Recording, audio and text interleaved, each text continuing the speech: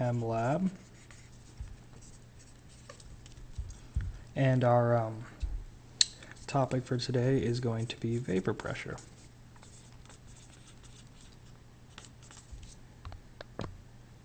So to start off, let's erase this. We have a container here, a nice normal rectangular prism actually. Alright, 3D. So, in our prism we will have water,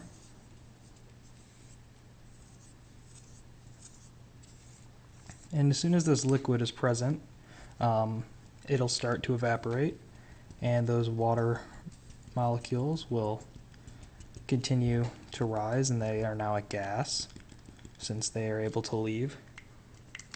They are able to move freely around in the space above the water, which is now a gas. They are able to move freely around. They can either leave the container completely, or they can re-enter the water if they choose to do so.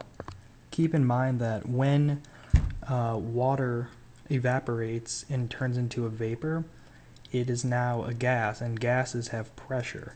So there's now pressure above the container, even though it's not being compressed because nothing is holding the gas from it. Nothing's holding it from leaving, so it's just moving freely. So now the interesting part is when we happen to put a lid on said container. So here's the lid.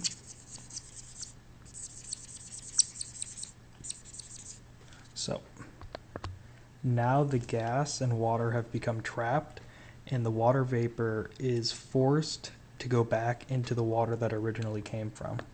And eventually you'll get a state or a rate in which the the water that is evaporating and turning into a gas is equivalent to the rate at which the water that is a gas is going through condensation and turning back into a liquid. And when this happens, when these rates are both equal to each other, you get something called equilibrium, which is where the rates are the same, where the rate of change is the same. And this equilibrium, now that it's at a constant pressure in here because it has reached equilibrium, this constant pressure is referred to as vapor pressure,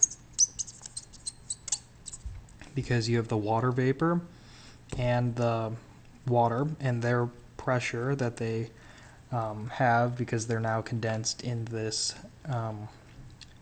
non-exitable container. Their pressure is now equal, and we just call that vapor pressure. It's pretty simple.